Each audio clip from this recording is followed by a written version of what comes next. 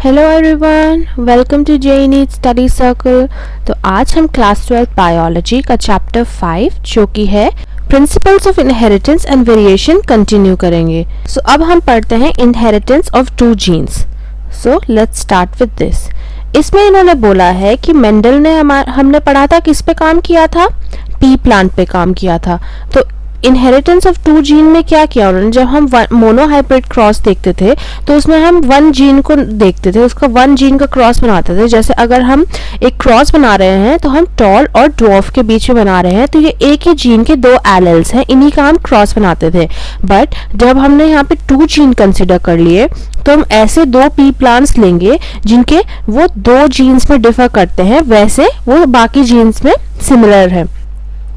तो मेंडल ने क्या किया, उन्होंने दो पी प्लांट लिए। एक पी प्लांट ऐसा लिया जिसके सीड क्या थे, येलो कलर के थे और राउंड शेप के थे।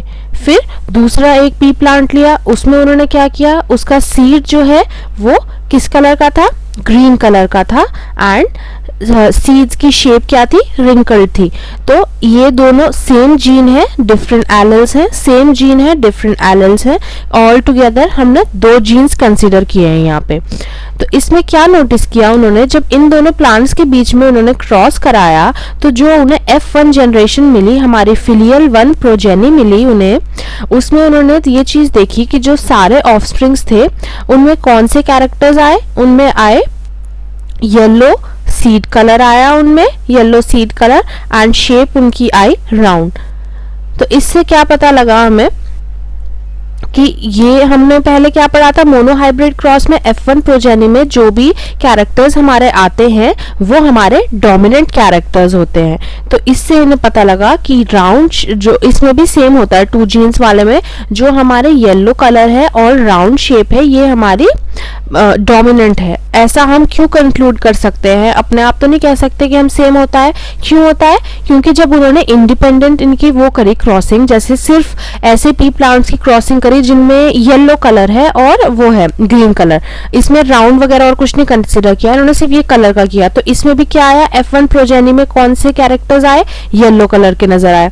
सिमिलरली सीड शेप के लिए भी इन्होंने करा, एक पी प्लांट ले लिया जिसके राउंड सीड्स थे और एक ले लिया जिसके रिंकल सीड्स थे। इसमें भी इन्होंने क्या देखा, F1 प्रोजेनी में जो हमारे कैरेक्टर्स आए वो राउंड सीड शेप के आए। तो सिंस हमारे इंडिपेंडेंट जो इनके क्रॉस थे, ये इसमें भी यहाँ पे देखो उन्होंने लिखा है, जब इनके मोनोहाइब्रिड क्रॉस में भी सेम ही हमारा आ रहा है रिजल्ट, तो इससे हम कंक्लूड कर सकते हैं कि जो यहाँ पे हमारे फॉर्म हुए हैं ये दो के क्रॉस कराने पे, दो जीन्स के क्रॉस कराने पे ये हमारा डोमिनेंट ही कैरेक्टर आ रहा है फर्स्ट में। तो डोमिनेंट कैरेक्टर इस केस में हमारा है yellow seeds, yellow colour and round seed shape. अब यहाँ पे इन्होंने बताई है कि हम किस सिंबल से उन्हें डिनोट कर सकते हैं। तो हमने पढ़ा था मोनोहाइब्रिड क्रॉस में कि जो हमारा जो डोमिनेंट होता है कैरेक्टर उसको हम कैपिटल लेटर से डिनोट करते हैं। तो इस केस में हमारा since dominant character yellow seed colour है तो इसको हम डिनोट करेंगे कैपिटल Y से, इसको हम डिनोट करेंगे कैपिटल Y से, ये येलो सीड कलर है। और हमारा जो रिसेसिव कैरेक्टर है जो कि ग्रीन सीड कलर है उसको हम करेंगे स्मॉल y से। सिमिलरली जो हमारा राउंड सीड शेप है, सिंस ये हमारा डोमिनेंट कैरेक्टर है, इसको हम करेंगे कैपिटल R से एंड रिंकल्ड सीड शेप को करेंगे स्मॉल r से। तो इससे हमारा वो क्या निकल के आएगा, जीनोटाइप पेरेंट्स का। और रिमेंबर हम हमेशा ट्रू ब्रीडिंग प्लांट्स लिए थे मेंडल ने। ट्रू ब्रीडिंग प्लांट्स मैंने आपको बताए थे जो कि होमोजाइगस होते हैं, मतलब उनमें मिक्सिंग नहीं होती एलेल्स की, प्योर एलेल्स होते हैं उनके। तो पेरेंट्स उन्होंने यहाँ पे लिखा है, चूज किए थे capital R and small y। इसमें दोनों एलेल्स इनके डोमिनेंट है, दोनों एलेल्स इनके डोमिनेंट है इस केस में। तो इनके ये होगा येलो एंड राउंड। एंड ये दूसरा जो रिसेसिव होमोजाइगस रिसेसिव पेरेंट है, homozygous, homo means similar, so similar alleles हैं दोनों। तो ये प्योर लाइन है इसकी होमोजाइगस रिसेसिव की। अब इससे हम इनको क्रॉस करेंगे तो कैसे क्रॉस होगा, लेट्स सी। नेक्स्ट पेज पे उन्होंने डायग्राम दिया है, इसके थ्रू अंडरस्टैंड करते हैं, रीड करने में इतना इजीली समझ नहीं आता। सो ये हमारी पेरेंट जनरेशन है। पेरेंट जनरेशन में हमने देखा था कि हमारे दोनों होमोजाइगस है, ये होमोजाइगस डोमिनेंट पेरेंट है, ये होमोजाइगस रिसेसिव पेरेंट है। इसके एलेल्स किस तरह है, ये राउंड, इसके लिए सीड शेप के लिए, जीन के लिए, कैरेक्टर के लिए इनके एलेल्स है capital R and capital R and ये है वाई, वाई कैपिटल दोनों, सिमिलर इधर है स्मॉल स्मॉल।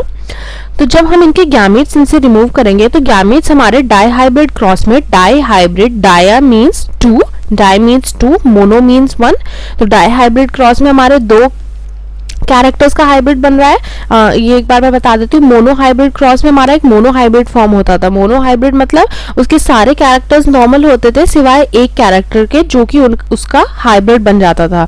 तो अगर हम टॉल और ड्वार्फ का जब करते थे तो वो टॉल और ड्वार्फ मतलब इसी कैरेक्टर का मोनो हाइब्रिड बनता था, एक चीज एक कैरेक्टर उसका हाइब्रिड होता था। डाई हाइब्रिड में हमारे दो कैरेक्टर का हाइब्रिड बनता है, बाकी सारे नॉर्मल होते हैं, उसके दो कैरेक्टर उसके हाइब्रिडाइज हो जाते हैं। तो इसमें हमारा जब गैमेट्स निकल के आएंगे तो वो इंडिपेंडेंटली निकलते हैं। ये हम अभी इंडिपेंडेंट असॉर्टमेंट वाले में पढ़ेंगे, बट यहाँ पे इस क्रॉस के लिए भी थोड़ा सा समझना जरूरी है। तो इसमें क्या होता है, ये हमारा जो राउंड है और ये वाई है, राउंड है और येलो है, ये अलग अलग तरीके से होंगे, मतलब ये मिक्सिंग नहीं होगी इनके बीच में। तो अगर हमारे यहाँ से दो निकलेंगे, वैसे तो ये हमारा मोनो वो है होमोजाइगस, तो इसमें इतना पता नहीं लगता है, सेम ही तरह के गैमेट्स निकलते हैं। तो ये आर अलग होगा और ये आर अलग होगा, फिर ये वाई इसके साथ जाएगा, ये वाई इसके साथ जाएगा। तो एक्चुअली इसमें हमारे चार तरह के गैमेट्स, चार पॉसिबिलिटी होती है गैमेट्स की। ये चीज हम इसमें देखेंगे F1 जनरेशन में इजीली दिखेगी। बट इसमें हमारे गैमेट्स फॉर्म हुए R and Y capital, and इसमें small R and small Y. अब हम similar to mono hybrid cross हमारे F1 जनरेशन आ गई, जिसमें वो हमारे डोमिनेंट कैरेक्टर शो कर रहा है। बट डोमिनेंट कैरेक्टर किस तरह शो कर रहा है, ये हमारा हेट्रोजाइगस डोमिनेंट है। हेट्रोजाइगस मतलब इसके दोनों एलेल्स सेम नहीं है, बट सिंस हमारा जो डोमिनेंट कैरेक्टर होता है वो रिसेसिव को मास्क कर देता है, उसे शो नहीं होने देता, तो ये इसलिए हमारा डोमिनेंट बन जाता है। तो इसमें जब हमारे वो होंगे गैमेट्स फॉर्म होंगे, तो इसमें किस तरह सेपरेशन होगी, और ये ऐसा हम इसमें F1 जनरेशन के हमेशा सेल्फिंग कराते हैं, तो ये हम इसकी सेम दो इस तरह के होंगे। जैसे अगर ये हमारा capital R small r, capital Y small y, तो सेम हम इसका क्रॉस करवाएंगे, capital R small r, capital Y small y, तो हम एक तरह से सेम उसका क्रॉस करा रहे हैं। तो इसमें क्या होगा, इसमें हमारे जैसे ये गैमेट्स निकल के आएंगे। मैंने यहाँ पे आपको बताया था कि 4 गैमेट्स निकलते हैं, बट इसमें पता नहीं लगता। अब इसमें देखते हैं 4 गैमेट्स किस तरह निकलते हैं। तो हमारे पास आर किस तरह है, कैपिटल आर है एंड स्मॉल आर है, तो हम इसको ऐसे लिख सकते हैं कैपिटल आर। हम इसके कॉम्बिनेशंस कितने बना सकते हैं, टोटल 4 कॉम्बिनेशंस बना सकते हैं। तो हमने पहले कैसे किया, मैं यहाँ पे आपको लिख के बताती हूँ, इससे इजीली याद रहेगा आपको इससे, क्योंकि यहाँ पे एकदम डायरेक्ट देखने से समझ नहीं आता है। तो फर्स्ट हमारे पास क्या है, ये है capital R small r, capital Y small Y. अब इसको हम किस तरह सेपरेट करते हैं, इसको हम इस तरह सेपरेट कर सकते हैं।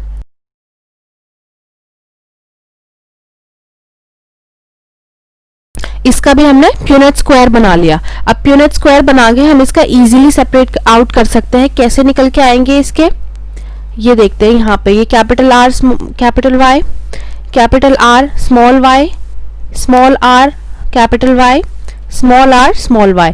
तो ये 4 हमारे यहाँ पे गैमेट्स निकल के आए। एंड आप नोटिस करेंगे कि जो ये कैरेक्टर्स हैं ये इंडिपेंडेंटली निकल रहे हैं, मतलब इनमें बीच में कुछ ऐसा नहीं हो रहा है, मिक्सिंग नहीं हो रही है।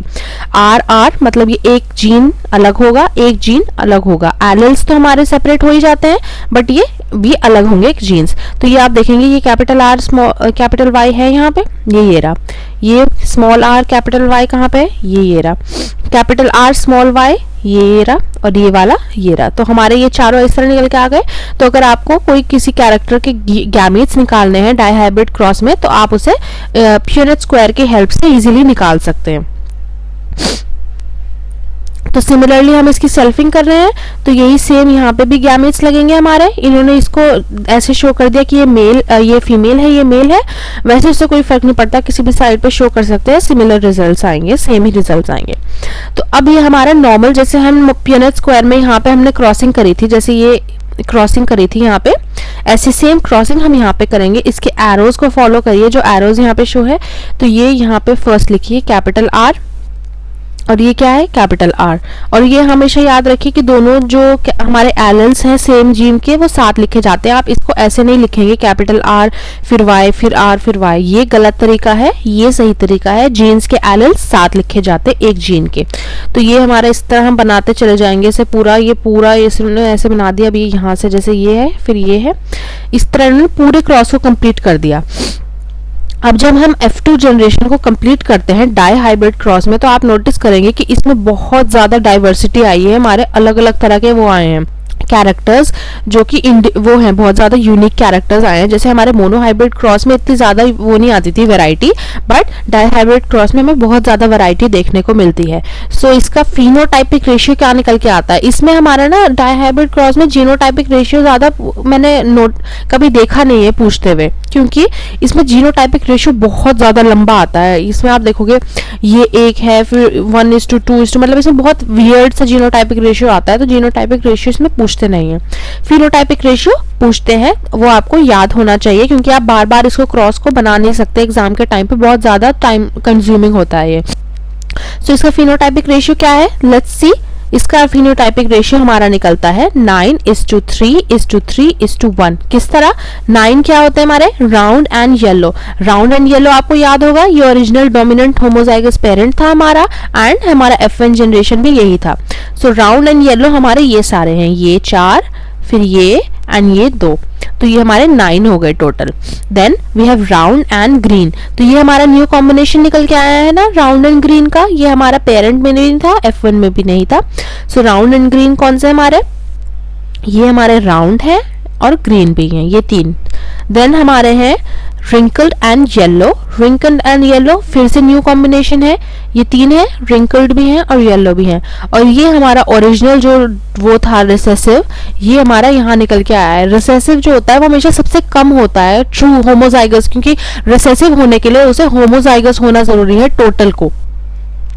तो हमारा ओरिजिनल पेरेंट वाला होमोजाइगस सिर्फ 1 निकल के आया है इतने सारों में से, और वो ये है ग्रीन एंड रिंकल्ड। तो इसका ना ऑर्डर आपको यही लिखना है, आप इसको क्रॉस को बना के इसका ऑर्डर ऐसे नहीं लिख सकते कि आपने पहले राउंड लिख दिया फिर रिंकल्ड लिख दिया फिर ये लिख दिया।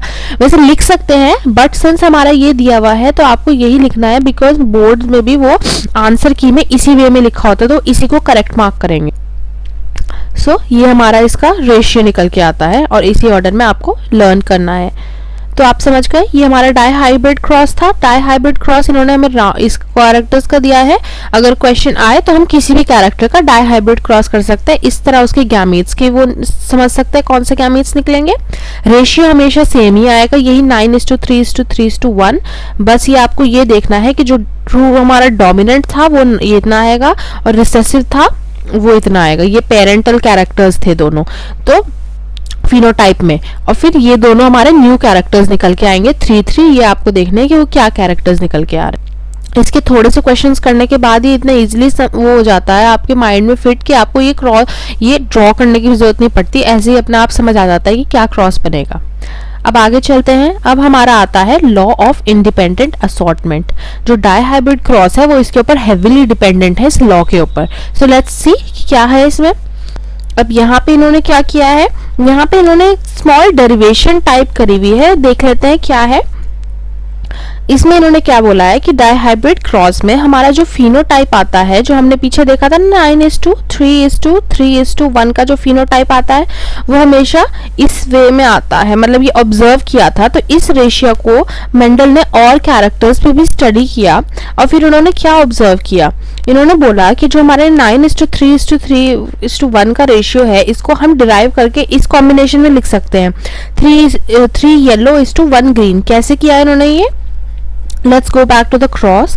यहाँ पे क्या है 3 येलो:1 ग्रीन। कैसे किया इन्होंने ये, यहाँ पे काउंट करिए टोटल येलो कितने हैं, यहाँ पे आप काउंट करेंगे तो हमारे यहाँ पे 12 येलो हैं और ग्रीन कितने हैं 4 ग्रीन है। तो कॉम्बिनेशन क्या बना, येलो हमारे 12 येलो:4 ग्रीन। इसको सिंप्लीफाई करके क्या मिला हमें इसको सिंप्लीफाई करके हमें मिला 3 येलो एंड 1 ग्रीन। सो यही सेम चीज इन्होंने यहाँ पे लिखी हुई है हमारी, ये 3:1 ग्रीन मिला एंड सेम इन्होंने उसका कर लिया राउंड एंड रिंकल का, वो भी इसी तरह हमारा 3 राउंड इज टू 1 रिंकल्ड आ गया। अब इस डेरिवेशन को हम आगे इस तरह भी लिख सकते हैं, राउंड 3, ये इन्होंने लिखा है ना 3 राउंड इज टू 3 रिंकल्ड, ऐसे लिख दिया, यही सेम यहाँ लिख दिया, और इनके बीच में इन्होंने मल्टीप्लाई कर दिया ताकि इन दोनों कैरेक्टर्स का हम डाई हाइब्रिड बना लें, क्योंकि तो मोनो हाइब्रिड है ना फिलहाल, तो इनको इन्होंने डाई हाइब्रिड किया। तो इसमें कैसे आया, राउंड को इससे करिए येलो से, तो कैसे आएगा, इन्हें मल्टीप्लाई किया 9 राउंड येलो, फिर इसको किया रिंकल्ड को येलो से किया, तो क्या आया हमारा 3 और 1 है ना, तो 3 रिंकल्ड येलो। इसी तरह फिर ग्रीन को इससे किया और फिर इससे किया, तो हमारा कॉम्बिनेशन निकल के आ गया इससे भी 9:3:3:1। इसमें कुछ ऐसा है वो नहीं है जरूरी, इस पे क्वेश्चन वगैरह कुछ नहीं आते। मेन हम आगे चलते हैं। इस पे उन्होंने बोला कि इन ऑब्जर्वेशंस के ऊपर हमारे जो डाई हाइब्रिड क्रॉस पे, इस पे मेंडल ने ऑब्जर्व किया कि डाई हाइब्रिड क्रॉस, देखो इन्होंने यहाँ पे लिखा हुआ ना, dihybrid crosses between plants differing in 2 traits. तो हमारे 2 प्लांट्स जो सिर्फ 2 ट्रेट्स में डिफर करते हैं, वैसे सिमिलर है, उनके बीच में होता है डाई हाइब्रिड क्रॉस। तो इसके बेसिस पे मेंडल ने प्रपोज किया a second set of generalizations that we called Mendel's law of independent assortment. Second set क्यों, क्योंकि मेंडल के हमने पहले लॉज पढ़े थे ना, मोनो हाइब्रिड 1 जीन पे इन्होंने बोला थे law of dominance and law of segregation, तो वो उसके फर्स्ट सेट ऑफ जनरलाइजेशंस थे मेंडल के, एंड ये हमारे सेकंड सेट है। तो इसमें क्या है हमारा, देखते हैं Mendel's law of independent assortment का इन्होंने क्या बोला है। The law states that when 2 pairs of trait are combined in a hybrid, segregation of one pair of character is independent of the other pair.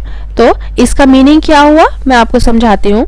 इसमें इन्होंने ये बोला है कि जब हमारे एक हाइब्रिड में हम 2 पेयर ऑफ ट्रेट्स को कंबाइन करते हैं, मतलब जैसे हमने एग्जांपल पीछे देखा था, ये round and wrinkled and yellow and green, तो इनको 2 ट्रेट्स है ना हमारे, ये एक ट्रेट है राउंड रिंकल्ड वाला, ये दूसरा ट्रेट है। तो इनके बीच में जब हम हाइब्रिड फॉर्म करते हैं, मतलब इन्हें वो करते हैं एक क्या कहते हैं, फ्यूज करते हैं, कंबाइन करते हैं, तो हमारा जो सेग्रीगेशन होता है ना वो इंडिपेंडेंट होता है। मतलब क्या हुआ इसका, ये देखो, जैसे ये मैं आपको एक बार यहाँ पे बताती हूँ, जैसे ये हमारा ये है round wrinkled yellow and green, तो इसमें इन्होंने ये बोला है कि जो हमारा इस पेयर का, ये बोला ना 2 पेयर ऑफ ट्रेट्स, तो ये हमारे एक पेयर है, ये दूसरा पेयर है, तो 2 पेयर ऑफ ट्रेट्स, इनके बीच में जो हमारा इनका सेग्रीगेशन होगा आगे इस पेयर का या इस पेयर का, ये आपस में डिपेंडेंट नहीं होंगे, ये इसके इंडिपेंडेंट होगा, ये इसके इंडिपेंडेंट होगा, बट ये जब हमारे उसमें शो होंगे ना, तो ये एक साथ शो होंगे फिनोटाइप में। पर जो इनका पीछे फॉर्मेशन हुई है, जो गैमीट्स फॉर्म हुए, फिर कंबाइन हुए और फिर वो हुआ, तो ये आपस में इंडिपेंडेंट थे, ये इसमें किसी की, इसका काम इसमें कुछ नहीं था, इसका काम इसमें कुछ नहीं था। तो यही इसका मीनिंग है लॉ ऑफ इंडिपेंडेंट असॉर्टमेंट का। इसके नाम से याद रखिए, इंडिपेंडेंट असॉर्टमेंट, इंडिपेंडेंटली असॉर्ट हो रहे हैं, मतलब सेपरेट हो रहे हैं, तो ये इसका मीनिंग है। फिर आगे इन्होंने यहाँ पे कुछ समझाया है, वैसे मैं आपको पीछे इसमें क्रॉस में बता चुकी हूँ, बट लेट्स सी, एक बार पढ़ लेते हैं इसमें क्या बोला इन्होंने।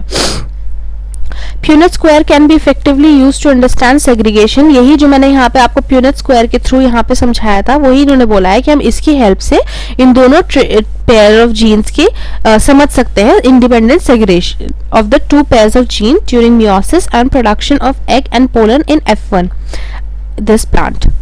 Consider the segregation of one pair of capital R and small r. 50% of the gametes have this and 50 have this. तो यह ऑब्वियसली ऐसे ही होता है, जो हमारे ये 2 जीन है, ये इसके 2 एलेल्स हैं, ये एक जीन है, इसका 2 एलेल्स हैं, तो हमारे इसमें फॉर्मेशन जब होता है गैमीट्स का, तो हमारे गैमीट्स हैप्लॉइड होते हैं, इंडिविजुअल हमारा वो है डिप्लॉइड। तो जब हमारे गैमीट्स हैप्लॉइड होते हैं, तो ये इसमें से निकल के आता है, तो उसमें 50% चांस होते हैं कि उसमें ये वाला एलेल भी आ सकता है, ये वाला एलेल भी आ सकता है। तो यही बोला इन्होंने, कैपिटल R भी आ सकता है, स्मॉल r भी आ सकता है। सिमिलरली हमारा दूसरा इसका भी होता है राउंड, इसका येलो एंड ग्रीन का, सिमिलरली इसमें भी यही होता है कि 50% इसके होते हैं, 50% इसके होते हैं। बट इंडिपेंडेंट असॉर्टमेंट के उसमें पढ़ रहे हैं हम व्यू में, तो हमें ये चीज याद रखनी है कि जो हमारा इसका असॉर्टमेंट हो रहा है capital R and small r का और capital Y and small y का, ये इंडिपेंडेंटली हो रहा है, मतलब ये आपस में डिपेंडेंट नहीं है कि अगर हमारा कैपिटल आर आया है तो कैपिटल वाई ही आएगा, ऐसा कुछ नहीं होता है, ये इंडिपेंडेंटली आते हैं। अगर इसके 50-50 चांसेस है तो इसके भी 50-50 चांसेस, और वो दोनों इंडिपेंडेंट है। तो इसी वजह से हमारे 50-50 चांस किसके थे, आर के और स्मॉल आर के, 50-50 चांस है capital Y and small y के। तो इसी वजह से हमारे 4 गैमीट्स फॉर्म हो जाते हैं, जिसमें हमारे ये इस तरह के होते हैं, जैसे हमने प्यूनेट स्क्वायर की हेल्प से किया था ना, ये 4 हुए। ये देखिए आप, इसमें कैपिटल आर 50% आया है, स्मॉल आर 50% आया है। सिमिलरली वाई के केस में कैपिटल वाई 2 बार है 50% एंड ये भी 50%। तो यही हमारा होता है, और इसी वजह से हमारे 4 गैमीट्स फॉर्म होते हैं, और इन चारों की 25% वो होती है। ये देखिए उन्होंने यहाँ पे लिखा है the 4 types of this each with a frequency of 25%, या फिर 1/4। तो 1/4% 25% होती है कि ये गैमेट फॉर्म होगा या ये फॉर्म होगा, क्योंकि 4 हैं हमारे। तो ये चीज आपको ध्यान रखनी कि 25% इनके चांसेस होते हैं, क्योंकि उनके ऊपर गैमेट फॉर्मेशन में इनके सेग्रीगेशन के 50% चांसेस थे। तो ये आपको प्यूनेट स्क्वायर की हेल्प से बहुत इजीली याद रख सकते हैं आप इसको। अब यहाँ पे इन्होंने बोला है कि यहाँ पे हमारे 16 स्क्वायर वो हैं, क्या कहते हैं, स्क्वायर्स, 16 स्क्वायर्स है, और इसमें हमारे क्या कहते हैं, अलग अलग तरह के जीनोटाइप्स हैं और फिनोटाइप्स हैं। तो ये आपसे पूछ रहे हैं कि आप इनके जीनोटाइप लिखिए और फिर उनके फिनोटाइप लिखिए। ये जो ये टेबल है इसमें जीनोटाइप लिखिए फिर फिनोटाइप लिखिए। आप ये कर सकते हैं, इजीली कर सकते हैं। जैसे ये फिनोटाइप तो हमें यहाँ पे पता ही लग गया, फिनोटाइप पता लग गया, तो जीनोटाइप भी आप इजीली लिख सकते हैं। जैसे ये है कैपिटल आर और कैपिटल वाई, ये हमारा होमोजाइगस डोमिनेंट है, ये सिर्फ एक है, ये और नहीं है इसमें। फिर ये है और ये मतलब ये आपके होंगे। फिर इसी तरह देखते जाइए, ये 2 हैं, तो इसका रेशियो बहुत ज्यादा लंबा आएगा जीनोटाइपिक रेशियो का इसमें। तो ये आप यहाँ पे कर सकते हैं इजीली। अब हम नेक्स्ट एक बहुत इंपॉर्टेंट टॉपिक है इस चैप्टर के, ये क्रोमोसोमल थ्योरी ऑफ इनहेरिटेंस। ये इस चैप्टर में बस ऐसे 1-2 टॉपिक्स हैं जो कि थोड़े से डिफिकल्ट है, जिसको समझने में आपको थोड़ा सा ज्यादा टाइम लगता है। तो वो ये उन टॉपिक्स में से एक है, तो इसको मैं आपको धीरे से आराम से समझाऊंगी ताकि आप इसे इजीली समझ सकें। सो ये हमारा है क्रोमोसोमल थ्योरी ऑफ इनहेरिटेंस। इसमें क्या बोला है इन्होंने, सबसे पहले तो ये इसमें बेसिक सी चीज बताई इन्होंने, इसके साथ ज्यादा कुछ काम नहीं है, ये इसके फैक्ट्स हैं कुछ। तो इसमें उन्होंने बोला है कि मेंडल ने अपना वर्क पब्लिश कर दिया था इनहेरिटेंस के ऊपर 1865 में। कब कर दिया था, याद रखिएगा, 1865 में पब्लिश कर दिया था, पर वो काफी सालों तक अनरिकॉग्नाइज चला गया, मतलब लोगों ने उन्हें रिकॉग्नाइज नहीं किया, उनके काम को उस पर ध्यान नहीं दिया, और उनको सिर्फ तब रिकॉग्निशन मिली, कब मिली इन्होंने बताया है 1900s में उनको रिकॉग्निशन मिलनी शुरू हुई। अब ये इतना इनका जो हम ये वर्क पढ़ते आ रहे हैं पीछे से, कितना ज्यादा इन्होंने डिटेल में इसको स्टडी किया है और बहुत अच्छे से इसके इन्फ्रेंसेस ड्रॉ करे हैं, कंक्लूजन्स ड्रॉ करे हैं, लॉज फॉर्म करे हैं, बट ये क्यों रिकॉग्नाइज नहीं हुआ उस टाइम पे, तो इसके रीजंस देखते हैं। फर्स्ट रीजन इन्होंने मेंशन किया है, फर्स्टली क्या रीजन था भाई बताओ, फर्स्ट कम्युनिकेशन इजी नहीं थी उस टाइम पे। हम किस टाइम की बात कर रहे हैं, हम 1865, देखिए आप कितने साल पुरानी बात है। उस टाइम पे कम्युनिकेशन इजी नहीं थी। आजकल तो अगर किसी को अपना कुछ स्टडी पब्लिश करनी होती है वो इजीली इंटरनेट पे डाल सकते हैं, उनको रिकॉग्निशन मिल जाएगी, लोग उसको स्टडी करेंगे, लोग उसको ध्यान देंगे। बट उस टाइम पे तो कम्युनिकेशन बहुत ज्यादा डिफिकल्ट थी, तो इस वजह से उनका जो काम है, उनका जो ये वर्क है, ये वाइडली पब्लिश नहीं हो पाया था, तो कम्युनिकेशन इजी नहीं थी। सेकंड क्या है भाई रीजन हमारा, सेकंड उनका रीजन है ये कि उनका जो ये कॉन्सेप्ट था ना ये जीन्स का, वो तो फैक्टर्स कहते थे मेंडल तो उसे, तो ये जो फैक्टर्स या जीन्स का जो इनका कॉन्सेप्ट था as stable and discrete units, जो कि हम कंट्रोल करते हैं हमारे एक्सप्रेशन ऑफ ट्रेट्स और of pairs of alleles which did not blend with each other। तो वही जो हमारे फैक्टर्स हमने पढ़ा कि फैक्टर्स होते हैं, पेयर्स में होते हैं, ब्लेंड नहीं होते एक दूसरे के साथ, तो ये जो इनका कॉन्सेप्ट था ना, आजकल तो ये वाइडली एक्सेप्टेड है, बट उस टाइम पे ये बिल्कुल न्यू कॉन्सेप्ट था, ऐसा कॉन्सेप्ट किसी ने दिया नहीं था पहले। तो जो उनके कंटेम्प्रेरीज थे, मतलब उनके अलावा जो और दूसरे साइंटिस्ट थे, बायोलॉजिस्ट थे, उन्होंने इसको एक्सेप्ट नहीं किया। उन्होंने कहा कि ऐसा कैसे हो सकता है, हमने तो कुछ देखा ही नहीं इस तरह का, हमने तो आज तक नहीं नोटिस की ये चीज। तो उन्होंने इसको डिक्लाइन कर दिया कि भाई ऐसा नहीं होता, ये तुम्हारा ये हम एक्सेप्ट नहीं करेंगे। थर्ड रीजन इन्होंने बताया है। थर्ड रीजन क्या था कि मेंडल ने जो अप्रोच यूज की थी मैथमेटिकल, हमने चैप्टर के स्टार्ट में पढ़ा था ना कि मेंडल फर्स्ट साइंटिस्ट थे, फर्स्ट बायोलॉजिस्ट थे जिन्होंने बायोलॉजी को मैथमेटिकली स्टडी करने की कोशिश की थी, उसमें स्टैटिस्टिक्स लगाए थे। तो ये इनका जो ये मैथमेटिक्स का तरीका है, आजकल तो ये चीज इन्होंने की मानी जाती है कि भाई ये बहुत ज्यादा यूनिक थी उस टाइम के हिसाब से कि इन्होंने ये चीज करी थी। बट उस टाइम क्या था, ये बायोलॉजिस्ट जो थे ये इस चीज को बिल्कुल अनएक्सेप्टेबल मानते थे कि भाई हम बायोलॉजी को इसके साथ नहीं मिक्स कर सकते। तो इस वजह से भी इनका ये काम अनरिकॉग्नाइज चला गया था। लास्ट इनका जो सबसे मेन रीजन है कि मेंडल ने ये फैक्टर्स वगैरह की चीजों को बता तो दिया, बट वो इसको फिजिकली प्रूफ नहीं कर सकते थे। उस टाइम पे जिस टाइम की इनकी बात है, ये 1860s की बात है, उस टाइम जब इन्होंने पब्लिश किया था उस टाइम फिजिकल प्रूफ बहुत एसेंशियल होता था बायोलॉजी के लिए या और भी स्टडीज के लिए।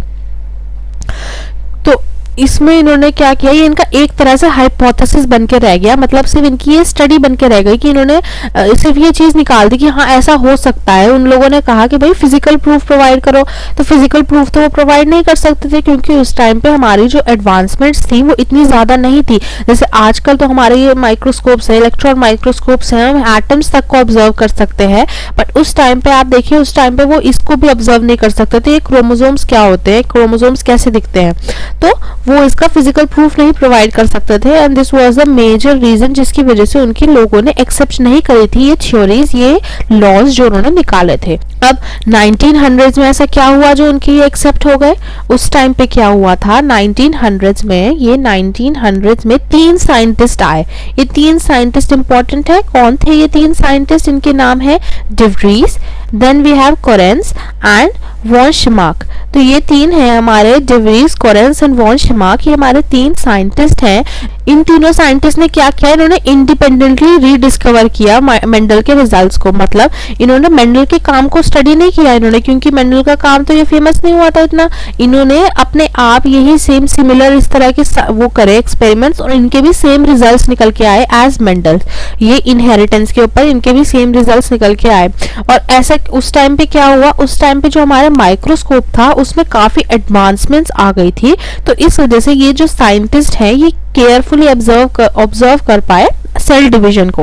और आपको पता होगा सेल डिवीजन को इन्होंने केयरफुली ऑब्जर्व किया, तो इनको क्या चीज ऑब्जर्व की होगी इन्होंने ऑब्जर्व करे थे उस टाइम क्रोमोसोम्स, जो आजकल हमें we take it for granted, but उस टाइम ये बहुत बड़ी चीज थी कि इन्होंने न्यूक्लियस को ऑब्जर्व किया और फिर उसके बाद क्रोमोसोम्स को ऑब्जर्व किया। क्रोमोसोम्स का इन्होंने एक चीज लिखी है, क्रोमोसोम्स का क्या मीनिंग बोला है इन्होंने, कलर्ड बॉडीज, क्योंकि हम इनको जब माइक्रोस्कोप के नीचे स्टडी करते थे तो ये इसको स्टेन करते थे ताकि हमारे विजुअलाइज हो जाए, ताकि हमारे नजर आ जाए उसके ऊपर माइक्रोस्कोप में।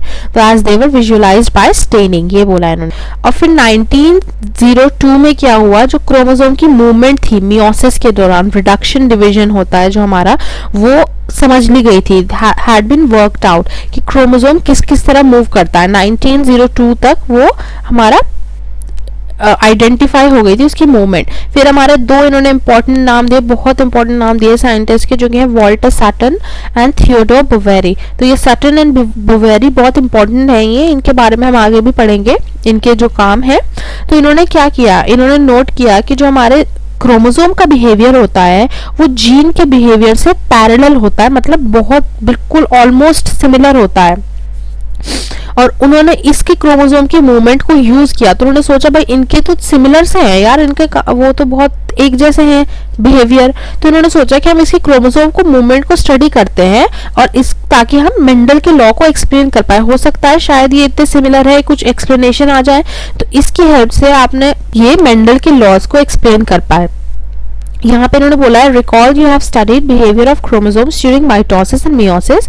आपने माइटोसिस लास्ट ईयर हमने 11th में माइटोसिस एंड मियोसिस पढ़ा था। माइटोसिस होता है equation division, same number of chromosome starting cell में एंड एंडिंग सेल में। मियोसिस हमारा रिडक्शन डिवीजन है, स्टार्टिंग में हमारे 2n होते हैं, डिप्लॉयड होता है, एंड में n बन जाता है। रिड्यूस हो जाते हैं नंबर ऑफ क्रोमोसोम्स। एक चीज इन्होंने बोली है इंपॉर्टेंट याद रखने के लिए कि क्रोमोसोम्स और जीन्स दोनों हमारे पेयर में अकर होते हैं, और जो हमारे एलेल्स होते हैं ना जीन पेयर के, हमारे जीन क्या होता था, जीन्स जैसे हमारे होते थे, ये एक जीन है तो उसके अलग अलग एलेल्स होंगे, मतलब एक ही जीन के अलग अलग तरीके से अब वो होता है, वो क्या कहते हैं एक्सप्रेस, तो उसको हम उसके एलेल्स कहते हैं। तो जो हमारा एक जीन पेयर होता है, जैसे ये एक जीन है और ये दो जीन के पेयर हैं और इनके अलग अलग एलेल्स होंगे, तो ये जो अलग अलग एलेल्स हैं ये हमारे होमोलोगस साइट्स पे प्रेजेंट होते हैं क्रोमोसोम्स के। क्रोमोसोम्स हमारे होते हैं होमोलोगस, मतलब जो सिमिलर होते हैं ना आपस में, उनको हम कहते हैं होमोलोगस। तो जैसे होमोलोगस क्रोमोसोम्स हमारे ये प्रेजेंट है तो इनके ऊपर हमारे जो जीन्स हैं वो भी उनकी होमोलोगस साइट्स पे प्रेजेंट होंगे। अब ये जो यहाँ पे इन्होंने ये पैराग्राफ दिया हुआ है, ये इन्होंने पीछे का फिगर एक्सप्लेन की हुई है, तो उस फिगर को यहाँ पे खोल लेते हैं ताकि हम उसे इजीली स्टडी कर पाए। तो ये वो फिगर थी जो पीछे दी हुई थी, इसमें क्या है इसको देखते हैं, साथ में देखते हैं। तो ये हमारे इन्होंने बोला है कि during anaphase of meiosis 1 the two chromosome pair can align at the metaphase plate. तो पहले इसे यहाँ से देखते हैं। तो ये इन्होंने बोला है G1 और ये G2, तो ये G1 में ये सिंगल सिंगल प्रेजेंट थे और ये G2 में डबल हो गए। ऐसा क्यों हुआ? क्योंकि G1 फेज, फिर उसके बाद हमारा S फेज होता है, फिर हमारा G2 फेज होता है। तो जो हमारा इसके बीच में जो हमारा S फेज होता है वो हमारा सिंथेसिस फेज होता है, और उसमें हमारे G1 में जितने क्रोमोसोम्स होते हैं वो G2 में डबल हो जाते हैं हमारे। तो इसमें हमारे जो ये प्रेजेंट थे ये हमारे यहाँ पे वो हुआ सेल साइकिल का S फेज, फिर ये डबल हो गए। क्योंकि ये डबल क्यों होता है? क्योंकि फिर ये आगे सेपरेट होने वाला होता है ना, इसमें डिवीजन होने वाला होता है, माइटोसिस या मियोसिस जो भी होता है। तो हम तो मियोसिस का पढ़ रहे हैं, तो इसमें इन्होंने यहाँ पे एस फेज हुआ, ये हमारे यहाँ पे डबल हो गए, ये हमारे सिंगल क्रोमेटिड्स प्रेजेंट थे, ये क्रोमोसोम्स हो गए। तो और फिर क्या होगा? अब इन्होंने बोला है कि एनाफेज के मियोसिस 1 के एनाफेज में, तो एनाफेज 1 में जो हमारे 2 क्रोमोसोम्स होते हैं वो हमारे मेटाफेज प्लेट पे होते हैं और वो इंडिपेंडेंट और टू ईच अदर होते हैं। तो ये तो इन्होंने यहाँ पे ऐसे दे रखा है, यहाँ से समझते हैं। तो यहाँ पे क्या होता है, हमारा पी मैट होता है प्रोसेस। पी मैट मतलब प्रोफेज, मेटाफेज, एनाफेज, टेलोफेज। तो मेटाफेज 1 जब होता है मियोसिस का, तो उस टाइम हमारे यहाँ पे सेल के बीच में ये प्लेट बन जाती है, मतलब हमारे यहाँ पे क्रोमोसोम्स अलाइन हो जाते हैं। और सिंस ये हमारा मियोसिस है तो मियोसिस में हमारे क्रोमोसोम्स 2 अलाइन होते हैं, जैसे ये 2 अलाइन होंगे, फिर ये 2 होंगे यहाँ पे, फिर ऐसे ऐसे ये डबल की प्लेट बनती है। और फिर एनाफेज में हमारा एनाफेज ए मीन्स अवे, तो ये पुल अवे हो जाते हैं। कैसे? पूरा का पूरा क्रोमोसोम पुल अवे होता है इसमें। तो ये हमारे स्पिंडल फाइबर्स अटैच नहीं, ये हाफ हो जाएगा, ये दोनों इधर पुल होंगे अलग सेल में, ये दोनों इधर पुल होंगे अलग सेल में, ये 2 सेल्स बन गई। अब क्या होगा, हमारा मियोसिस हो गया, फिर टेलोफेज होगा, ये 2 फॉर्म हो जाएंगे, 2 फॉर्म हुए। फिर उसके बाद हमारा जो मियोसिस 2 है, मियोसिस 2 हमारा उसके माइटोसिस के सिमिलर होता है, तो उसमें हमारा प्रोफेज होगा। और फिर जब मेटाफेज में हमारे वो फिर से मेटाफेज प्लेट बनेगी, तो कैसे बनेगी? यहाँ पे हमारे 2 पूरे पूरे क्रोमोसोम्स लगे हुए थे। अब हमारी जो मेटाफेज प्लेट बनेगी उसमें ये आप देख रहे हैं यहाँ पे ये सिंगल सिंगल लगे होंगे, ये सिंगल सिंगल होंगे, मतलब ये पूरा एक क्रोमोसोम है, एक है, एक है, ऐसे बने होंगे। जैसे ये सेल है उसमें एक एक क्रोमोसोम वो है बीच में, और ये जो स्पिंडल फाइबर अटैच होंगे तो एक क्रोमेटिड से अटैच होंगे। ये एक क्रोमेटिड है, इससे अटैच है, ये एक क्रोमेटिड है, इससे अटैच है। हमारा ऐसे यहाँ पे जुड़ा हुआ था ना ये क्रोमोसोम, ये यहाँ पे सेपरेट आउट हो गया। तो मियोसिस जो 2 होगा उसमें मियोसिस 2 का एनाफेज 2 होगा, इसमें ऐसे हाफ हाफ पुल अवे हो जाएंगे। फिर टेलोफेज होगा, इसमें हमारे ये सेपरेट हो जाएंगे, तो ये हमारा एक सेल बन जाएगी, ये एक बन जाएगी, क्योंकि मियोसिस में हमारे हेप्लॉइड फॉर्म होते हैं। तो ये हमारे 4 क्रोमोसोम, ये हमें 4 वो मिले सेल्स लास्ट में। अब इसमें इन्होंने यहाँ पे हमें जो ये डायग्राम दिया है इंडिपेंडेंट असॉर्टमेंट ऑफ क्रोमोसोम्स का, तो इसको समझते हैं। इसमें क्या है, इसमें हमारे इन्होंने बोली 2 पॉसिबिलिटीज हो सकती है। फर्स्ट पॉसिबिलिटी क्या है कि अगर जो हमारे क्रोमोसोम साथ में लग रहे हैं इसमें मेटाफेज में आके, मेटाफेज प्लेट में, ये ऐसे लग सकते हैं कि ऑरेंज लग गया और फिर इसके साथ ग्रीन लग गया। मतलब ये जो 2 लाइन फॉर्म होती है ना मेटाफेज उसमें, मियोसिस में, मेटाफेज 1 में, तो ये 2 लाइन जो फॉर्म हो रही है इसमें अगर ऐसा हो गया कि ऑरेंज है, इसके नीचे ग्रीन है, येलो इसके नीचे रेड है, और फिर क्या होगा, जो हमारा ये ऑरेंज, और इसमें देखिए पॉसिबिलिटी 2 में क्या होगा, अगर ऑरेंज के नीचे रेड लग गया, बस क्या चेंज आया है इसमें, बहुत छोटा सा चेंज आया है कि ये इन दोनों की पोजीशन इंटरचेंज हो गई। यहाँ पे ग्रीन की जगह रेड लग गया, रेड की जगह ग्रीन लग गया, ये इंटरचेंज हो गई। फिर क्या होगा, ये हमारे पूरे के पूरे क्रोमोसोम पुल हो जाएंगे अवे, तो ये एक सेल में आ जाएगा। टेलोफेज के बाद जब डिवाइड होंगे ये एक सेल में आ जाएगा, तो ये हमारे 2 सेल फॉर्म हो गई। ये इस पूरी सेल में हमारा ये होगा, ये होगा। तो आप यहाँ पे देख सकते हैं ये बस इतने छोटे से चेन से कितना ज्यादा डिफरेंस आ गया। कैसे आया? ये हमारा ऑरेंज था, इसके साथ हमारा ग्रीन आ गया। अब आप देखेंगे ये वाले जो कॉम्बिनेशन है किसी और सेल में प्रेजेंट नहीं है, ये वाली कॉम्बिनेशन किसी और में प्रेजेंट नहीं है, तो ये चारों सेपरेट वो आ गए कॉम्बिनेशन अलग अलग। पर अभी मियोसिस कंप्लीट तो हुआ नहीं है। अभी मियोसिस में क्या होगा? फिर से मेटाफेज 2 होगा, मियोसिस 2 का फिर से लाइन अप होंगे। मेटाफेज 1 में तो हमारे 2 लाइन बनती थी, मेटाफेज 2 में हमारी सिंगल लाइन बनती है। मियोसिस 2 की मेटाफेज 2 में सिंगल लाइन बनी क्रोमोसोम्स की, ऐसे हमारी सिंगल लाइन बनी। और ये हमारा एक पूरा क्रोमोसोम था यहाँ पे, ये हमारा ब्रेक हो जाएगा 2 में। क्रोमेटिड सिस्टर क्रोमेटिड्स अटैच होते हैं ना सेंट्रोमियर की हेड से, तो हमारा ब्रेक हो जाएगा और ये इधर पुल अवे हो जाएगा, ये इधर पुल अवे हो जाएगा, ये इधर, ये इधर। ये सिमिलरली स्पिंडल फाइबर्स की हेल्प से पुल अवे हो रहा है, सारी सेल्स में ऐसे ही होगा। फिर मेटाफेज के बाद टेलोफेज होगा, ये हमारी सेल सेपरेट हो जाएगी बीच में से, यहाँ से सेपरेट हो जाएगी। और फिर जो हमें लास्ट में जर्म सेल्स मिल रही हैं, ये हैप्लॉइड सेल्स मिल रही हैं, ये आप देखिए सबके बस ये यहाँ पे ये जरा से चेन से कितना ज्यादा डिफरेंस आ गया। यहाँ पे ये वाला कॉम्बिनेशन किसी और में नहीं है, ये वाला कॉम्बिनेशन किसी और में नहीं है। तो ये हम कह सकते हैं कि ये एक ही पेरेंट में हुई थी ये चीज। ये क्रोमोसोम्स तो सेम ही है ना हमारा, वैसे देखे तो ये 4 सेम है, ये 4 सेम है ये आपस में, तो इनके बस पोजीशन डिफरेंट हुई थी।